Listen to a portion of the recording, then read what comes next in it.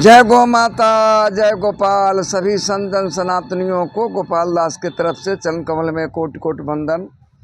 मैं गोपाल दास मिथिला धाम चैनल पर आप लोगों की स्वागत है।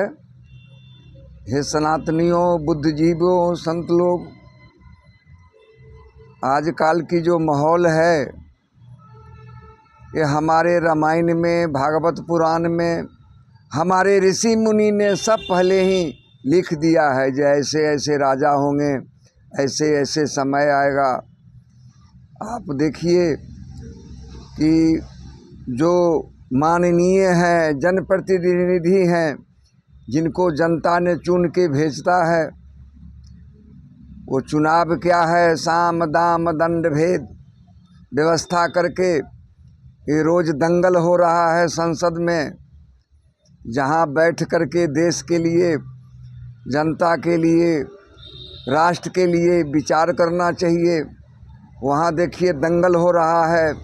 इनकी सुख सुविधा राजाओं महाराजाओं के जैसे हैं। ये जब चलते हैं सड़क पर, लाभ लश्कर इनको देखिए जैसे राजा महाराजा चलते थे। और इतने साल हो गया, आज तक भी जन सुविधा नहीं मिला प्रजा को। ये भला हो जीतन राम मांझी जी का कि ट्रेन में सफ़र करके जनरल कोच में उन्होंने देखा भेड़ बकरी मुर्गी के जैसे आदमी जगह नहीं मिलता है, ऐसे जा रहा है। बड़े बड़े ट्रेन चल रहे हैं और चलना चाहिए, लेकिन एक बार रेल मंत्री को जनरल कोच में घुस के बैठ के देखना चाहिए जे कैसे जनता है। हॉस्पिटल में किलो किलो के मीटर लाइन लगता है। एक दिन एक्सरे के लिए, स्वास्थ्य सुविधा के लिए कै रोज धक्के लगाने पड़ते हैं। यही हमारी भारत विश्व गुरु होगा।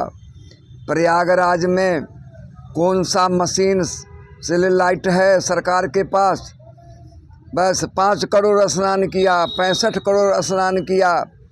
पिछले साल दुर्घटना हुआ कुंभ में, कितने आदमी मरा उसका ब्यौरा नहीं आया, और 65 करोड़, 5 करोड़, 10 करोड़ गिनती हो जाता है जो स्नान किया।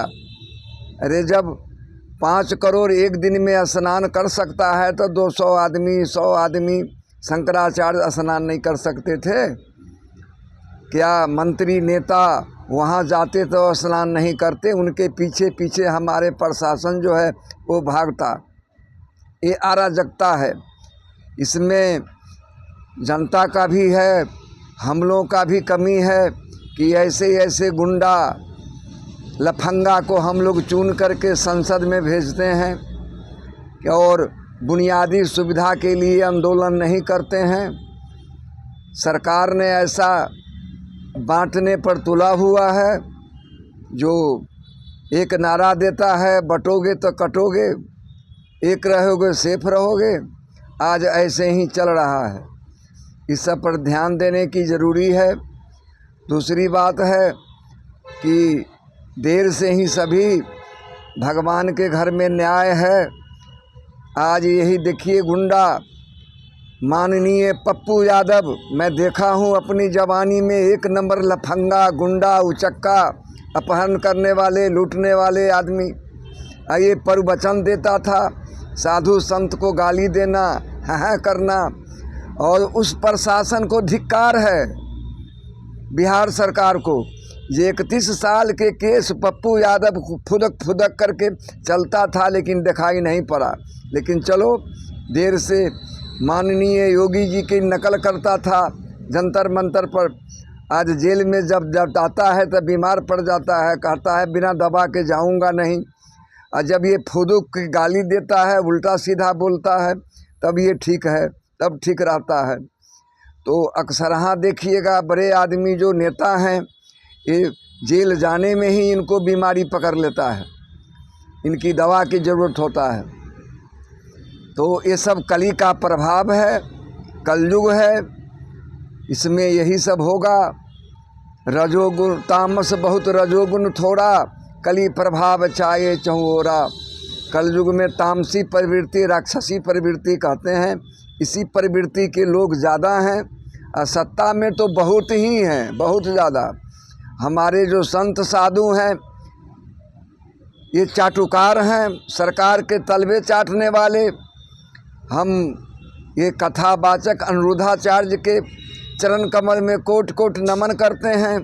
उन्होंने ये धर्म के नाम पर बोला, ये हमारे श्रीहित श्री जी का अवतार प्रेमानंद जी बोले।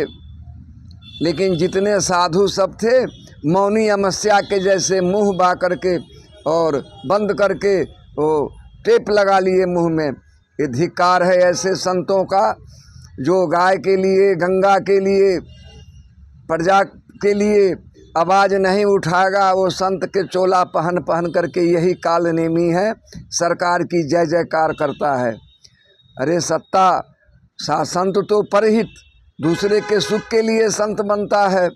विराग सब कुछ छोड़ करके बैराग लेता है। अब वो मौन है, सत्ता के मलाई खाने के लिए तरवे चाटता रहता है, चुप रहता है। तो हे भैया, ब्राह्मण जनों, वैश्य जनों, सवर्ण जनों, आप हिम्मत रखिए, धैर्य रखिए, सदा आचरण कीजिए। ये दुष्ट का विनाश होगा एक दिन, लेकिन ये कलयुग है, इनका प्रभाव ज़्यादा होगा। इनको सरकार से तो कुछ मिलना है नहीं। 5 किलो राशन, 5 किलो गेहूं पर ये ब्राह्मण को गाली देंगे, सवर्ण को गाली देंगे। इनका यही है नीति। जो हैं ये सब, ये सत्ता के दलाल। सत्ता क्या, सत्ता किसे कहते हैं? जासू राज प्रजा दुखारी, सो निरप अवस नरक के अधिकारी। जो जनता के भला के लिए काम करे, तो जनता की भला के काम ये लोग खाली वोट के लिए भला करता है। जो कहाँ वोट मिले। जय गौ माता, जय गोपाल।